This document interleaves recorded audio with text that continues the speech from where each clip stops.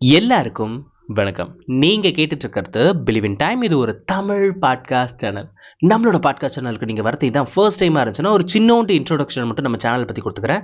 இது எது மாதிரியான சேனல் அப்படின்னு பார்த்தீங்கன்னா, உங்களோட பர்சனல் லைஃபை டெவலப் பண்ணக்கூடிய குட்டி குட்டி தகவல்கள், நிறைய கருத்துக்கள், நிறைய கதைகள் நம்மளோட பாட்காஸ்ட் சேனல் வந்து உங்களுக்கு கிடைச்சிக்கிட்டே இருக்கும்.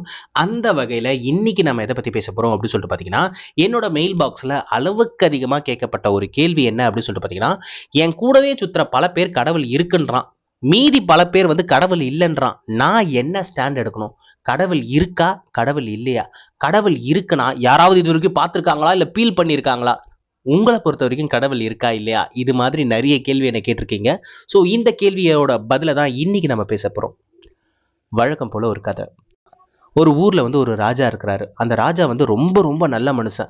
மக்கள் எல்லாருக்கும் என்னென்ன விஷயம் தேவையோ அது எல்லாத்தையும் தேடி தேடி பார்த்து பண்ணக்கூடிய ஒரு அருமையான ராஜா. பட் அப்படியே இருந்தாலும் அவருக்கு வந்து கடவுள் நம்பிக்கை பெருசாக கிடையாது. ஏன்னா கடவுளை அவர் பார்த்ததும் கிடையாது, அதை ஃபீல் பண்ணதும் கிடையாது. இல்லாத ஒரு விஷயத்தை எப்படி நான் நம்புறது அப்படின்ற மாதிரி அவர் பெருசாக கடவுள் மேலே நம்பிக்கையும் நாட்டத்தையும் காட்டினதே கிடையாது. அப்படி இருக்கிற ஒரு ராஜா ஒரு நாள் நகர்வலம் போகிறாரு. நகர்வலம்னா என்ன அப்படின்னு சொல்லிட்டு பார்த்தீங்கன்னா, இப்போ மக்கள்லாம் எப்படி இருக்கிறாங்க அப்படின்ற மாதிரி ஒரு விசிட்டை வந்து மாறு வேஷத்தில் போடுவாங்க. அந்த மாதிரி ஒரு நாள் வந்து அவர் ஒரு விசிட் அந்த மாறு வேஷத்தில் போகிறப்ப பார்க்குறாரு. ரொம்ப ஸ்ட்ரேஞ்சான ஒரு விஷயம் அவருக்கு நோட்டீஸ் ஆகுது. அது என்ன அப்படின்னு சொல்லிட்டு பார்த்தீங்கன்னா, ரெண்டு பிச்சைக்காரங்க பிச்சை எடுக்கிறாங்க. பிச்சை எடுக்கிறதுல என்னடா டிஃப்ரெண்ட் இருக்குது அப்படின்னு சொல்லிட்டு பார்த்தீங்கன்னா, அந்த பிச்சை எடுக்கிற விதம் தான் ரொம்ப டிஃப்ரெண்ட்டாக இருக்குது. அதில் ஒருத்தன் வந்து பிச்சை எடுக்கிறப்ப என்ன சொல்லி பிச்சை எடுக்கிறான் அப்படின்னு சொல்லிட்டு பார்த்தீங்கன்னா, கடவுளோட ஆசீர்வாதத்தில் நீங்கள் நினச்ச எல்லா விஷயமும் உங்களுக்கு கிடைக்கும், உங்களால் முடிஞ்ச உதவி எனக்கு பண்ணுங்க அப்படின்ற மாதிரி பிச்சை எடுக்கிறாரு. ரெண்டாவதாக பார்த்த நபர் வந்து அரசனோட ஆசீர்வாதத்தால் உங்களுக்கு நினச்ச எல்லா விஷயமும் நடக்கும், அதனால் எனக்கு ஏதாவது உதவி பண்ணுங்க அப்படின்ற மாதிரி பிச்சை எடுக்கிறாங்க. அடடே, நம்ம நாட்டில் பிச்சை எடுக்கிறாங்க. சரி, ஒருத்தன் வந்து கடவுளை நம்பிட்டு போட்டோம், இன்னொருத்தன் அரசனை நம்பிட்டு போட்டோம். பட் அவங்க வந்து காசு கேட்குறாங்கல்ல, அதை நம்ம கொடுத்து உதவுவோம். நம்ம அரசனாச்சே, நம்ம கண் பார்வையில் இப்படி இருந்தால் நல்லாவா இருக்கும் அப்படின்ற மாதிரி முடிவு பண்ணி அவர் என்ன பண்ணுறாரு, அரசவைக்கு போகிறாரு. அங்கே வந்து அமைச்சர்கிட்ட வந்து இந்த விஷயத்த சொல்கிறாரு. இந்த மாதிரிப்பா, நான் இன்னைக்கு ரெண்டு பேரை பார்த்தேன், ரெண்டு பேருமே நல்லவங்க தான், ரெண்டு பேரும் பிச்சை எடுத்துட்டு இருக்காங்க. ஒருத்தன் கடவுள் வந்து உங்களை நல்லா ஆசீர்வதிப்பாரு, கடவுள் மேலே நம்பிக்கை வச்சு எனக்கு உதவி பண்ணுங்க அப்படின்ற மாதிரி சொல்லிட்டு இருக்காங்க. இன்னொருத்தர் அரசர் நம்மளை நல்லா வச்சுட்டு இருப்பாரு, அரசர் மேலே உள்ள நம்பிக்கையில எனக்கு உதவி பண்ணுங்க அப்படின்ற மாதிரி சொல்லிட்டு இருக்காங்க. ரெண்டு பேர்ல யாருக்குப்பா உதவி பண்றது அப்படின்ற மாதிரி அமைச்சரை கேட்கிறாரு. அமைச்சர் சிம்பிளா முடிச்சிட்டான், அந்த கடவுள் நம்பிக்கை இருக்குன்றான் பாருங்க, அவனுக்கு உதவி பண்ணுங்க அப்படின்ற மாதிரி சொல்லிடுறான்.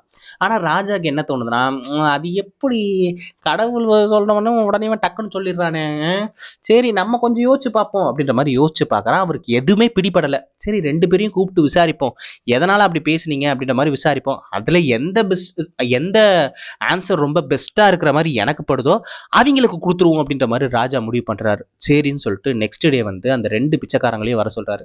ரெண்டு பிச்சைக்காரங்களையும் வர சொல்லிட்டு ராஜா சொல்றாரு, இந்த மாதிரி நான் வந்து ஒரு விஷயத்த கேள்விப்பட்டேன், நீங்க பிச்சை எடுக்கிறது ரொம்ப வித்தியாசமா இருக்கு, கடவுளை நம்புங்க, கடவுள் உங்களுக்கு தேவையான எல்லாத்தையும் பண்ணுவாரு அப்படின்ற மாதிரி நீங்க சொல்றீங்கல்ல, எந்த நம்பிக்கையில சொல்றீங்க அப்படின்ற மாதிரி அந்த பிச்சைக்காரன் கேட்கலாம். எந்த நம்பிக்கைன்னு எனக்கு தெரியல ராஜா, ஆனா நான் இன்னைக்கு வரைக்கும் கடவுளை நம்புறேன். என் வாழ்க்கையில் நடந்த ஒவ்வொரு விஷயத்துக்கு பின்னாடியும் கடவுள் இருக்காருன்னு நான் ஆணித்தனமா நம்புறேன். அந்த நம்பிக்கை தான் என்னை இவ்வளவு தூரம் கூட்டு வந்திருக்கு. நான் திடீர்னு பணக்காரனான, ஏதோ ஒரு தவறு பண்ணேன், ஏழையா மாறினேன், இப்போ நான் ஏழையா இருந்துட்டு இருக்கேன். இதுக்கு பின்னாடியும் ஏதாவது ஒரு அர்த்தம் இருக்கும், கண்டிப்பா என்னோட நிலைமை மாறும், எனக்கு நம்பிக்கை இருக்கு ராஜா. நான் எவ்வளோ மோசமான நிலைமைக்கு போனாலும் கடவுள் என்னை கைவிட்டுற மாட்டாருன்னு எனக்கு தோணிக்கிட்டே இருக்கு. அதனால நான் கடவுளை தான் நம்புறேன் ராஜா, தப்பா எடுத்துக்காதீங்க ராஜா அப்படின்ற மாதிரி சொல்றாரு. சே, அதெல்லாம் என்னப்பா இருக்கு, சரி நீ போ அப்படின்ற மாதிரி அந்த பிச்சைக்காரனை அனுப்பி வச்சிடறாரு. ரெண்டாவது பிச்சைக்காரன் கிட்ட போய் கேட்கிறாரு, நீ என்னப்பா அரசர் இருக்கிற நம்பிக்கையில உதவி பண்ணுங்கன்ட்டு. ஆமா ராஜா, அதுதானே உண்மை, நான் கடவுளை பார்த்ததே கிடையாது, நான் பார்த்தது எல்லாமே உங்களை தான், நீங்க தான் அரசே. ஸோ நீங்க இருக்கிறப்ப கடவுள்லாம் எனக்கு செகண்டரி தானே. ஸோ நீங்க எனக்கு நினைச்சீங்கன்னா என் வாழ்க்கையை எவ்வளவோ மாற்ற முடியும். நீங்க இங்க இருக்கிறப்ப கண்ணுக்கே தெரியாத, நான் என் வாழ்க்கையிலேயே பார்க்காத ஏதோ ஒரு கடவுளை நான் எப்படி பிலீவ் பண்ண முடியும்? நான் பிலீவ் பண்றது உங்கள் தான், உங்களுக்கு அப்புறம் தான் கடவுள் அப்படின்ற மாதிரி சொல்லுவோம். ராஜாக்கு வந்து சிலுத்து போய் சில்லறையெல்லாம் செதற விடுறாரு. யார் அவரு இவ்வட்டு பாசக்காரனாக்குறாரு. சரி ஓகே, எல்லாருக்கும் உதவி பண்ணுவோம் அப்படின்ற மாதிரி முடிவு பண்ணி அவரு நகர்வலம் போறப்ப யார் யாரெல்லாம் நோட்டீஸ் பண்ணாரோ அவங்க எல்லாரையும் வர வச்சு அவங்களுக்கு ரொம்ப பிராண்டடான வந்து வேஷ்டி சட்டை, புடவை, இந்த மாதிரி விஷயங்கள்லாம் கொடுத்ததோட இல்லாம 5 வெள்ளி காசும் கொடுக்குறாரு. 5 வெள்ளி காசோட சேர்த்து ஒரு பூசணிக்காவையும் எல்லாருக்கும் கொடுக்குறாரு. அதே மாதிரி அந்த 2 பிச்சைக்காரங்களுக்கும் கொடுக்குறாரு. ஆனா இந்த அரசன் மேல நம்பிக்கை வைங்க, அரசர் உங்களுக்கு வேண்டிய எல்லாமே பண்ணுவாரு, எனக்கு உதவி பண்ணுங்கன்னு கேட்டான் பத்தியா அந்த 2வது பிச்சைக்காரன். அந்த 2வது பிச்சைக்காரனுக்கு மட்டும் அவரோட ஆன்சர் ரொம்ப பிடிச்சு போனதால ராஜா என்ன பண்றாரு அப்படின்னு சொல்லிட்டு பாத்தீங்கன்னா, அந்த பூசணிக்காய் வெறும் பூசணிக்காய் கிடையாது, அந்த பூசணிக்காய்க்குள்ள நிறைய தங்க நாணயம், அப்புறம் வைரம், லொட்டு லொசுக்கு எது எதெல்லாம் கிடைக்குமோ அதுக்குள்ள ஸ்டஃப் பண்ண முடியுமோ அத்தனையும் ஸ்டஃப் பண்ணி அந்த பிச்சைக்காரனுக்கு அவர் கொடுக்குறாரு. அப்பாடா, என்ன நம்பனான்ல, நான் உன்னை கைவிட மாட்டேன்டா, என்ன நம்பனன்ற காரணத்துக்காகவே நீ நல்லா இருப்ப பாடுறா அப்படின்ற மாதிரி அவர் மனசார நினைச்சு அந்த பிச்சைக்காரனுக்கு கொடுக்குறாரு. சரி, காலங்கள் உருண்டோடு கொஞ்ச நாள் கழிச்சு மறுபடியும் நகர்வலம் போறாரு. நகர்வலம் போயிட்டு இருக்க பார்த்தா ஒரு இடத்துல ஒரு பிச்சைக்காரன் பிச்சை எடுத்துட்டு இருக்கான். நம்ம நாட்டுல இந்த மாதிரி எதனா ஒரு பிச்சைக்காரங்க இருப்பாங்க தான், இப்பதான் 2 பிச்சைக்காரங்களை நம்ம பார்த்தோம், அது மாதிரி தானே எதுவும் அப்படின்ற மாதிரி சந்தோஷமா சிரிச்சுக்கிட்டு அந்த பிச்சைக்காரன் கிட்ட போறாரு. அந்த பிச்சைக்காரன் அதே டைலாக்கா சொல்றார், அரசர் மேல நம்பிக்கை வைங்க, அரசர் உங்களை நல்லா பார்த்துப்பாரு அப்படின்னு பிச்சை எடுத்துட்டு இருக்கான். இவருக்கு டென்ஷன் ஆயிடுது. டேய், போன வாரம் பரிசு வாங்கிட்டு போனி அந்த ஆள் தான் நீனு அப்படின்ற மாதிரி கேட்கிறாரு. ஆமா அரசே, என்ன ஞாபகம் வச்சிருக்கீங்களா, எப்படா மறக்க முடியும், நீதான் பஞ்சு பஞ்சா பேசினியடா, நீ ஏன்டா இன்னும் பிச்சை எடுத்துட்டு இருக்க அப்படின்ற மாதிரி கேட்கிறாரு. என்ன அரசே பண்றது, நீங்க எனக்கு உதவி பண்ணீங்க தான், நான் இல்லைன்னு சொல்லல, 5 வெள்ளி நாணயம் கொடுத்தீங்க, 10க்கு வேஷ்டி சட்டை கொடுத்தீங்க, வேஷ்டி சட்டை எவ்வளவு நாளைக்கு அழுக்கு இல்லாம இருக்கும், சில வாரங்கள் ஆயிடுச்சு, ஸோ அதனால வேஷ்டி சட்டை அழுக்கு ஆயிடுச்சு, அதனால நான் என்னோட பழைய துணியே போட வேண்டியதா போச்சு, எல்லாத்துக்கும் மேல அந்த 5 வெள்ளிக்காயின்னு அதை வச்சு எவ்வளவு நாள் ஓட்ட முடியும், அதால எவ்வளவு நாள் ஓட்ட முடியுமோ அவ்வளவு நாள் நான் சந்தோஷமா இருந்தேன், அந்த காசு தீந்து போச்சு, இப்ப பழையபடி என்னோட வாழ்க்கைக்கு வந்துட்டேன், பிச்சை எடுக்க ஆரம்பிச்சிட்டேன். அட கிறுக்கு பையில உன் கையில ஒரு பூசணிக்காய் கொடுத்தான்ல, அந்த பூசணிக்காய் உடைச்சு பார்க்க வேண்டியதானே, பூசணிக்காவே எதுக்கு அரசே உடைக்கணும், அதை உடைச்சா என்ன இருக்க போகுது, அத அன்னைக்கே யாரோ ஒருத்தங்க சாம்பார் வைக்கணும்னு கேட்டாங்க, அதனால நான் ஒரு 5 வெள்ளி காசை வாங்கிட்டு அந்த பூசணிக்காவை கொடுத்துட்டேன். இது பூசணிக்காவை கொடுத்துட்டியா, அட கிறுக்கு பயல, அந்த பூசணிக்காக்குள்ள ஏகப்பட்ட தங்க நாணயமும் வைரங்களும் வச்சிருந்தண்டா உன் வாழ்க்கை மாறணும்ட்டு, அதை போய் 5 வெள்ளிக்காசுக்கு கொடுத்துட்டியடா, எனக்கு வர கோவத்துக்கு வேற மெரிச்சு கொண்டு விடுவோம், இங்கிருந்து போயிடு அப்படின்ற மாதிரி ராஜாவே டென்ஷன் ஆயிட்டாரு. ஏன்னா இவனுக்கு வாழ்க்கை எப்படியாவது மாறணும்ட்டு தான் அந்த பூசணிக்காக்குள்ள அவ்வளவு விஷயத்த வச்சாரு. பட் என்ன பண்றது, அது எதுவுமே அவனை போய் சேரல. சரி, யாரோ ஒரு அதிர்ஷ்டமா அந்த 5 வெள்ளிக்காசை கொடுத்து வாங்கிட்டு போயிட்டான், அவன் அங்க நல்லா இருப்பான்ல அப்படின்ற மாதிரி நினைச்சிட்டு போறப்பதான் கொஞ்ச தூரம் போனவனே அங்க ரொம்ப ஒரு அழகான வீடை பாக்குறாரு. இந்த வீடு இதுக்கு முன்னாடி கிடையாது, யார் இங்க வீடு கட்டினது, நமக்கே தெரியாது, ராஜ்யத்துல ஏகப்பட்ட விஷயங்கள் நடக்குது அப்படின்ற மாதிரி நினைச்சிட்டு இருக்கப்ப திடீர்னு உள்ள இருந்து ஒருத்தன் ஓடி வரான். அரசே நில்லுங்க, நம்ம வீட்டுக்கிட்ட வந்துட்டு என்ன வெறுங்கையோட போறீங்க, இந்தாங்க மோர் குடிங்க அப்படின்ற மாதிரி மோர் குடிக்கிறான். அடிக்கிற வீடுக்கு மோர் குடிக்கிறேன், நல்ல மனுஷன் யா நீனு, ஆனா உன் முகரை எங்கேயோ பார்த்த மாதிரி இருக்கு, ஆனா எங்க பார்த்தனே தெரியல, நம்ம ஊரா நீ அப்படின்ற மாதிரி கேட்டான். என்ன அரசே எப்படி சொல்லிட்டீங்க, சில பல வாரங்களுக்கு முன்னாடி என்ன கூப்பிட்டு பரிசெல்லாம் கொடுத்தீங்களே. பரிசு கொடுத்தனா, உனக்கா, எதுக்கு கொடுத்தேன், ஏன் கொடுத்தேன்னு தெரியலையே. அதான் அரசே, கடவுள் மேல நம்பிக்கை வைங்க, கடவுள் உங்களை ஆசீர்வதிப்பாரு, அதனால எனக்கு உதவி பண்ணுங்கன்னு பிச்சை எடுத்துனே. ஆமாண்டா, பிச்சைக்காரன் நம்பர் 1 நீ தானே. ஞாபகம் வந்துச்சு. சரி, அதெல்லாம் இருக்கட்டும், எப்படியா வீடு கட்டுற அளவுக்குலாம் உனக்கு பணம் வந்துச்சு, அவ்வளவு பெரிய பணத்தை யார் உனக்கு டொனேட் பண்ணா. யாரு டொனேட் பண்ணாலாம் எனக்கு தெரியாது, அன்னைக்கு நான் ஒரு விஷயம் உங்களுக்கு சொன்னேன்ல, கடவுளை நான் நம்புறேன், கடவுள் பண்ற ஒவ்வொரு விஷயத்துக்கு பின்னாடியும் காரணம் இருக்கு, இதுக்கு முன்னாடி நான் பணக்காரனா இருந்தேன், என்னை ஏழையா மாத்தினாரு, நான் ஏழையா இருந்தேன், என்ன மறுபடியும் பணக்காரனா மாத்துவாருன்னு எனக்கு நம்பிக்கை இருக்குன்னு சொன்ன பாத்தீங்களா, அது மாதிரியான ஒரு அதிசயம் நடந்துருச்சு. அதிசயம் நடச்சா அது எப்படி இன்ஸ்டன்டா நடக்கும், கொஞ்சம் எக்ஸ்பிளைன் பண்ணு அப்படின்ற மாதிரி சொல்றாரு. அதுக்கு என்ன ராஜா, ஒண்ணுல ராஜா, நீங்க எல்லாருக்குமே பூசணிக்காய் கொடுத்தீங்க, நான் வேண்டி இருந்தேன், என் அப்பா இறந்த நாள் அன்னைக்கு எல்லாருக்கும் அந்த பூசணிக்காவை சாம்பார் மாதிரி வச்சு எல்லாருக்கும் கொடுக்கலாம் அப்படின்ற மாதிரி இருந்தேன், என் கையில வேற இப்ப காசு இருக்குல்ல, அதனால அது இப்ப பண்றதுதான் நல்லா இருக்கும் அப்படின்ற மாதிரி முடிவு பண்ணேன். ஆல்ரெடி நீங்க கொடுத்த ஒரு பூசணிக்காய் இருக்கு, அதை ஒன்ன வச்சு எத்தனை பேருக்கு நான் சாம்பார் வைக்க முடியும், அதனால இன்னொரு பூசணிக்காய் வேணுமேன்னு சொல்லிட்டு இன்னொரு ஆள் பூசணிக்காய் வச்சுட்டு திருன்னு முழிச்சிட்டு இருந்தாரு. அவர்கிட்ட போய் 5 காசை கொடுத்தேன், அவர் அந்த பூசணிக்காய் கொடுத்துட்டாரு, அதை வெட்டி சாம்பார் வைக்கலான்னு பார்த்தேன், கடவுளா பார்த்தா அந்த பூசணிக்காய் ஃபுல்லா தங்க நாணயமா வைரத்தையுமா வச்சு எனக்கு கொடுத்துருக்காங்க. அப்பதான் எனக்கு புரிஞ்சிச்சு, என் வாழ்க்கையில நடக்கிற ஒவ்வொரு காரியத்துக்கு பின்னாடியும் கடவுள் இருக்கிறாரு, என்னை எந்த அளவுக்கு ஏழையா மாத்தினாரோ அதுக்கு முன்னாடி நான் இருந்த செல்வந்தனை விட 2 மடங்கு செல்வந்தன் ஆகணும்னு சொல்லிட்டு இவ்வளவு தங்க நாணயத்தை எனக்கு கொடுத்துருக்காரு அப்படின்னு ராஜாக்கு தூக்கி வாரி போடுது. எது, அவரு கொடுத்தாரா, நான் கொடுத்தேன்டா அப்படின்ற மாதிரி மனசுல நினைச்சுக்கிட்டு. ஆனாலும் ஒரு விஷயம், நான் யாருக்கு கொடுத்தனோ அங்க இருந்து இங்க வந்திருக்குன்னா கடவுள்னு ஒருத்தர் இருக்காரு தானே, அவருக்கு தெரிஞ்சிருக்கு எதை எங்க யார்கிட்ட கொண்டு போய் சேர்க்கணும்ட்டு. நான் ஒரு தப்பான முடிவு எடுத்துக்கலாம், அதனாலதான் கடவுள் அதை எடுத்துட்டு போய் அவன்கிட்ட சேர்த்திருப்பாரோ அப்படின்ற ஒரு விஷயத்த அவர் நம்பி ஒருவேளை கடவுள் இருப்பாரோ அப்படின்ற மாதிரி ஒரு கன்க்ளூஷனுக்கு வராரு. அவரு மட்டும் இல்ல, நம்ம எல்லாருமே கிட்டத்தட்ட அதே மாதிரிதான். நம்மளோட மைண்ட்ல கடவுள் இருக்கா இல்லையான்னு தெரியாது, ஆனா ஒருவேளை இருக்கோ அப்படின்ற மாதிரி அடிக்கடிக்கு பல ஆச்சரியங்களையும் அதிசயங்களும் நம்மளோட வாழ்க்கையில பார்த்துக்கிட்டே இருப்போம். நீங்க எந்த ஒரு விஷயத்துக்காக தயாராயிட்டே இருக்கீங்களோ, அந்த ஒரு விஷயமும் உங்களுக்காக தயாராயிட்டே இருக்கு. எந்த விதத்திலயும் சந்தேகமே படாதீங்க. நீங்க உங்களால எவ்வளோ தூரம் முடியுமோ, அவ்வளோ தூரம் அந்த விஷயத்துக்காக உங்களோட உழைப்ப போட்டுக்கிட்டே இருங்க. நீங்க நினைக்கலாம், அது அசாத்தியமான ஒண்ணு. அது எப்படி நடக்கும் அப்படின்ற மாரி நினைக்கலாம். உங்களால முடிஞ்ச ஒரு விஷயத்த நீங்க எஃபோர்ட் போட்டுட்டே இருங்க. உங்களால முடியாத விஷயத்த ஏதோ ஒரு சக்தி உங்க பின்னாடி எடுத்துட்டு குடுக்கும். நான் இத மிராக்கிள் அப்படின்னு நான் சொல்லுவேன். ஏன் அப்படின்னு சொல்லிட்டு பார்த்தீங்கன்னா, என் வாழ்க்கையில நெறைய விஷயம் இந்த மாரி நடந்திருக்கு. நான் முடியவே முடியாது அப்படின்னு நினைச்ச விஷயம்லாம் இன்னைக்கு என்னால சாதாரணமா முடியுது. ரொம்ப வருஷத்துக்கு முன்னாடிலாம் நான் ஒரு பெரிய இலக்கு வச்சிருந்தேன். அந்த இலக்க அடையவே முடியாதுன்னுலாம் நான் நினைச்சிருக்கேன். அப்பல்லாம் நடந்துருச்சுன்னா அவ்வளவுதான் வாழ்க்கை அப்படின்ற மாதிரிலாம் நினைச்சிட்டு இருந்தேன். அப்படி நினைச்ச விஷயம்லாம் இப்ப ரொம்ப அசால்ட்டா நடக்குது.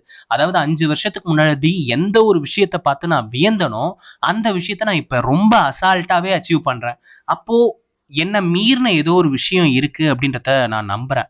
இது நல்ல விஷயத்துக்கு மட்டும் இல்ல, சில நேரம் கெட்ட விஷயத்துக்குமே பயன்பட்டிருக்கு. எப்படி அப்படின்னு சொல்லிட்டு பார்த்தேன்னா, எனக்கு பிரேக்கப் ஆன விஷயத்துல இருந்து தான் என்னோட லைஃப்ல நிறைய விஷயத்த மாற்றத்தை நான் பார்த்தேன். ஸோ எனக்கு பிரேக்கப் ஆனது பார்த்தீங்கன்னா, ஒரு நார்மலா இருக்கிற மெயின் ரோட்ல நடந்துச்சு என்னோட பிரேக்கப். ஸோ அப்ப அவங்க என்ன சொன்னாங்க அப்படின்னு சொல்லிட்டு பார்த்தீங்கன்னா, உன் ஸ்டேட்டஸ் வேற, என்னோட ஸ்டேட்டஸ் வேற. ஸோ புரிஞ்சுக்க, நான் 3 வருஷம் உன்னை லவ் பண்ணதான், நான் இல்லைன்னு சொல்லலை. பட் எனக்கு இன்னைக்கு ரொம்ப ஒரு நல்ல வாழ்க்கை கிடைச்சிருக்கு. தயவு செஞ்சு என் வாழ்க்கையை கெடுத்துறாத. வெறும் 10,000 ரூபாய் தான் நீ சம்பாரிச்சிட்டு இருக்க. ஆனா எனக்கு பார்த்திருக்க பையன் 2 லட்சம் சம்பாதிச்சிட்டு இருக்கான். நான் இல்ல, எந்த பொண்ணு என் இடத்துல இருந்தாலும் இந்த முடிவை தான் சூஸ் பண்ணுவா. அந்த பையன் தான் வேணும்னு சூஸ் பண்ணுவான். யோசிச்சு பாரு, உன் கூட வாழ்ந்தனா எல்லா விஷயத்துக்கும் ரொம்ப தயங்கி தயங்கி வாழணும். ஆனா அவன் கிட்ட இருந்தானா நான் லாவிஷா வாழலாம், ஒரு லக்ஸுரி லைஃப் வாழலாம். ரொம்ப வசதியான வாழ்க்கை எனக்கு கிடைச்சிருக்கு. தயவு செஞ்சு என் வாழ்க்கையை விட்டு போயிடு அப்படின்ற மாதிரி அந்த பொண்ணு சொல்லிட்டு போயிடுச்சு. நான் ரோட்லயே நின்னுட்டு இருக்கேன். அந்த பொண்ணு போனதுக்கு அப்புறம் என்னடா நடக்குது என் வாழ்க்கையில?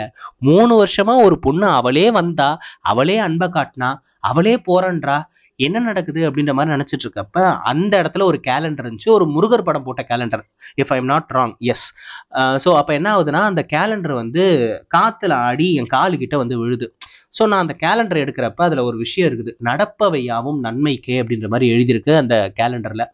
எனக்கா செம கடுப்பு. ஆமா, இப்பதான் பிரேக்கப் ஆச்சு, ரொம்ப நல்லதுக்கு இல்ல, என் வாழ்க்கையில எல்லாம் ரொம்ப நல்லதா கொடுத்தல அப்படின்ற மாதிரி அந்த கேலண்டரை தூக்கி விசிறி அடிச்சிட்டேன். விசிறி அடிச்சதுக்கு அப்புறம் வாழ்க்கையில சில பல விஷயங்கள்லாம் நடக்குது. அதாவது எந்த ஒரு மாப்பிள்ளை 2 லட்சம் அப்படின்னு சொல்லிட்டு நான் லவ் பண்ண ஒரு பொண்ணு என்ன பிரேக்கப் பண்ணாங்களோ, ஸோ அவங்க வீட்டில் ரொம்ப மும்முரமா அந்த கல்யாணத்துக்காக அடுத்தடுத்த விஷயங்களை முன்னெடுத்துக்கிட்டே இருக்கிறாங்க.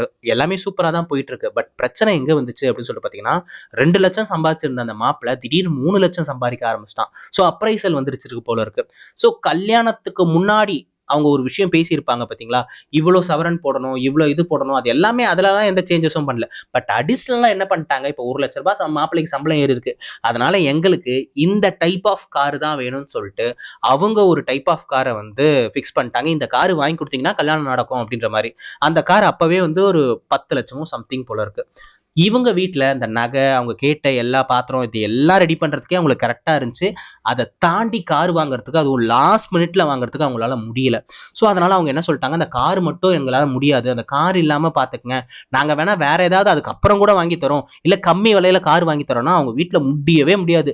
என் பையனோட ஸ்டேட்டஸ் என்ன, உங்களோட ஸ்டேட்டஸ் என்னன்னு சொல்லிட்டு, அதாவது நமக்கு சொன்ன அதே வார்த்தையை அங்கேயும் கேட்டிருக்காங்க. அதையும் மீறி என் பையன் ஒத்துக்கிட்டானா, என் பையனுக்கு பிடிச்ச காரணத்தினால தான் இந்த புள்ளைய கல்யாணம் பண்றோம், இது கொடுத்தா கல்யாணம் இல்லாட்டி கிடையாது அப்படின்ற மாதிரி சொல்லிடுறாங்க.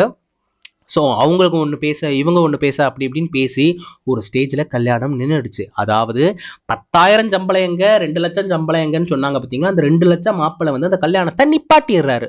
ஸோ கல்யாணம் நின்றுச்சு. கல்யாணம் நின்னதுக்கு அப்புறம் என்ன பண்றாங்க அப்படின்னு சொல்லிட்டு பார்த்தீங்கன்னா, அந்த புள்ள எனக்கு ஃபோன் பண்ணுது. ஃபோன் பண்ணிட்டு, இந்த மாதிரி நான் உன்னை பார்க்கணும், கொஞ்சம் நேரில் வரியா அப்படின்ற மாதிரி சொல்லுது. ரொம்ப ஃபீல் பண்ணியும் சொல்லுது, அழுதுகிட்டே. நானும் என்ன பண்றேன், சரி என்னதான் நம்ம எக்ஸா இருந்தாலும் கோபம் இருந்தாலும் அவங்க அழுறாங்க, கூப்பிடுறாங்க அப்படின்றப்ப மனசு கேட்கல, சரி போய் பார்ப்போமே அப்படின்ற மாதிரி முடிவு பண்ணிடுறேன். ஸோ பஸ்ல நான் போறேன். அப்ப பஸ்ல இந்த பேம்ப்ளெட் மாதிரிலாம் அங்கங்க ஒட்டி இருப்பாங்க. அதுல ஒரு வசனம் ஒட்டி இருந்துச்சு. நான் அடிக்கடி நம்மளோட பாட்காஸ்ட்ல கூட அந்த வசனத்தை பத்தி சொல்லியிருப்பேன். ஸோ அது என்ன வசனம் அப்படின்னு சொல்லிட்டு பாத்தீங்கன்னா, உனக்கான எதுவும் உன்னை விட்டு போகாது, உன்னை விட்டு சென்ற எதுவும் உனக்கானது கிடையாது அப்படின்ற மாதிரி எழுதிருந்துச்சு. அந்த வசனம் எனக்கு வந்து அப்படியே பட்டுக்கிட்டே இருந்துச்சு. நான் போனப்ப அந்த பிள்ளை என்ன சொல்லுதுன்னா, இந்த மாதிரி நான் பண்ண முடிவு வந்து தப்பு தான், நான் வந்து சம்பளத்தை பற்றிலாம் பேசியிருக்க கூடாது, எங்கள் வீட்டில் பேச வச்சுட்டாங்க, அதனால தான் நான் அப்படிலாம் பேசிட்டேன், எனக்கு நீ தான் வேணும், நான் உன்னை கல்யாணம் பண்ணணும்னு ஆசைப்படுறேன், நீ நடந்த எல்லாத்தையும் மறந்துரு, நம்ம ஃப்ரெஷ்ஷாக ஸ்டார்ட் பண்ணலாம் அப்படின்ற மாதிரி கேட்குது. எனக்கு ஒரு பக்கம் இதை ஒத்துக்கலாம் அப்படின்ற மாதிரி தோணுது, மறுபடியும் பேட்சப் ஆயிக்கலாம் அப்படின்னு தோணுது. இன்னொரு பக்கம் அந்த பஸ்ல வர்றப்போ ஒரு வசனம் இருந்துச்சு பார்த்தீங்களா, அந்த வசனம் என் மண்டைக்குள்ளேயே ஓடிட்டு இருக்கு. உனக்கான எதுவும் உன்னை விட்டு போகாது, உன்னை விட்டு சென்ற எதுவும் உனக்கானது கிடையாது அப்படின்னு சொல்லிட்டு எழுதிருந்து பார்த்தீங்களா. அது ஏதோ பழைய செருப்பு எடுத்து சாணியில முக்கி என்னை அடிக்கிற மாதிரியே ஒரு ஃபீலிங்கு. ஏன்னா இவங்க என்ன வேணான்னு சொல்லிட்டு போயிட்டாங்க. அவங்க வேணான்னு சொல்லிட்டு போனதுக்கு காரணம் 1008 சொல்லியிருக்கலாம். அவங்க டைரக்டா சொல்லிட்டாங்க, உன் ஸ்டேட்டஸ் என்ன, என் ஸ்டேட்டஸ் என்னன்ட்டு. இன்னைக்கு சொன்னவங்க நாளைக்கு கல்யாணத்துக்கு அப்புறமும் சொல்ல மாட்டாங்கன்னு என்ன நினைச்சு. ஸோ அதனால நான் வந்து அந்த இடத்துல வேண்டானே சொல்லிட்டேன். அவங்க என்ன சொல்றாங்கன்னா, இல்ல இல்ல அந்த டைம்ல நான் ஒரு ஆப்ஷனா வச்சுட்டு தான் இருந்தேன் உன்னை, நான் பிரேக்கப் பண்ண இல்லைன்னா சொல்லலை, ஆனா என் மைண்டுக்குள்ள நான் உன்னை ஆப்ஷனா வச்சுட்டு தான் இருந்தேன், எப்பவுமே ஆப்ஷன்ல நீ இருந்த அப்படின்ற மாதிரி சொல்றாங்க. அது என்ன ஆப்ஷன்? 3 வருஷம் லவ் பண்றப்ப வேற ஏதாவது ஆப்ஷன் இருந்துச்சா என்ன? அப்பெல்லாம் ஆப்ஷன் கிடையாதுல்ல, கல்யாணத்துக்கு மட்டும் நான் எப்படி ஆப்ஷன் ஆனேன் அப்படின்ற மாதிரி எனக்கு இருந்துச்சு. ஸோ என்னோட மைண்ட்ல ஸ்ட்ராங்கா தோணுன ஒரு விஷயம் என்ன அப்படின்னு சொல்லிட்டு பாத்தீங்கன்னா, நான் தப்பான ஆன்சரா கூட யாரோட வாழ்க்கையில வேணா இருந்துக்கிறேன், ஆனா சரியான ஆப்ஷனா யாரோட வாழ்க்கையிலும் இருக்கக்கூடாது அப்படின்றத ரொம்ப தெளிவா இருந்தேன். நான் ஆப்ஷனா இருக்க விரும்பல. ஸோ அதனால இன்னைக்கு நான் ஆப்ஷனா இருக்கிறேன், நாளைக்கு இன்னொரு ஒரு பெட்டர் பர்சன் வர்றப்ப அவனோட சேர்த்து நான் ஆப்ஷனா மாற மாட்டேன்னு என்ன நிச்சயம், அதனால வேணான்னு சொல்லிட்டேன். ஸோ அவங்க எனக்கு நடந்த இந்த விஷயங்கள்லாம் பார்த்தோன்னா ஏதோ ஒரு வகையில என்னை வந்து தம்பி அங்கிட்டு போகாத தம்பி இங்கிட்டு போ அப்படின்ற மாதிரியே இருந்துச்சு. அந்த முருகரோட படத்துல இருந்த நடப்பவையாவும் நன்மைக்கும் கூட அந்த பிரேக்கப் கேரக்டர் தாண்டா, டேய் உனக்கு உனக்கு நல்லது தாண்டா கொடுப்ப, நீ ஏன் ஏன்டா அப்படி போய் உழற அப்படின்ற மாதிரி இருந்துச்சு. அந்த பஸ்ல இருந்த ஸ்லோகமும், தம்பி உன்னை ஒரு விஷயத்துக்கு கூப்பிட்டு கன்வின்ஸ் பண்ணி மறுபடியும் ஏமாத்த பாக்குறாங்க, ஏமாந்துறாத அப்படின்ற மாதிரிதான் அந்த ஒரு வசனமும் இருந்துச்சு. என்ன தாண்டின ஏதோ ஒரு விஷயம் என்கிட்ட டெய்லி பேசுற மாதிரியே ஒரு ஃபீலிங். ஸோ இது அங்க இங்க அப்படின்லாம் இருக்கிறப்ப, ஸோ அப்ப ஏதோ ஒண்ணு இருக்குதானே, நீ இங்கிட்டு போகாத அப்படின்னு சொல்லிட்டு யாரும் என்ன சொல்லல, ஆனா போகாதன்னு சொல்ற மாதிரியே என்னை சுத்தி நிறைய விஷயங்கள் நான் பாக்குறப்ப நான் போகல. ஸோ இப்ப நான் யோசிக்கிறப்ப நான் எடுத்த டிசிஷன் கரெக்ட் தான். மேபி அவங்க பிரேக்கப் பண்ணியிருந்தாலும் அந்த பிரேக்கப்பை ஸ்ட்ராங்கா ஒத்துக்கிறதுக்கு ஒரு நல்ல மனசு வேணும், அந்த மனசு என்கிட்ட இருந்துச்சு. ஸோ எனக்கு என்ன அப்படின்னு சொல்லிட்டு பார்த்தோன்னா, இப்போ அந்த டைம்ல வந்து நான் வந்து மறுபடியும் பேச்சப்பே ஆயிருந்தாலும் மறுபடியும் அவங்க வீட்டுல ஏதோ ஒரு பொண்ணு பையன் பாக்குறாங்க, அப்ப அதே பையனும் இதே மாதிரி வந்து ஒரு பெரிய சேலரி இருக்கிறப்ப ஒய் நாட் மறுபடியும் இதே இன்சிடென்ட்டே என் வாழ்க்கையில நடக்காதுன்ட்டு, அதுக்கு பெட்டர் அந்த கஷ்டம் எவ்வளவோ பரவாயில்ல, ஏமாந்து ஏமாந்து போறதுக்கு ஒரு வாட்டி ஏமாந்து போறது எவ்வளவு பெட்டர்னு எனக்கு தோணுச்சு. ஸோ என்ன மீறின ஏதோ ஒரு சக்தி என்ன கைட் பண்ணிட்டு இருக்கிறதா நான் நம்புறேன். ஸோ அடுத்த விஷயமும் ரொம்ப இன்ட்ரெஸ்டிங்கா இருக்கும். அதுவும் முருகர் சம்பந்தப்பட்ட விஷயம் தான். நான் முருகரை வந்து ரொம்ப ஃபோர்ஸினா இதற்குள்ள ஃபிட் பண்ணல, இது எனக்கு நடந்துச்சு அதனால நான் சொல்றேன்.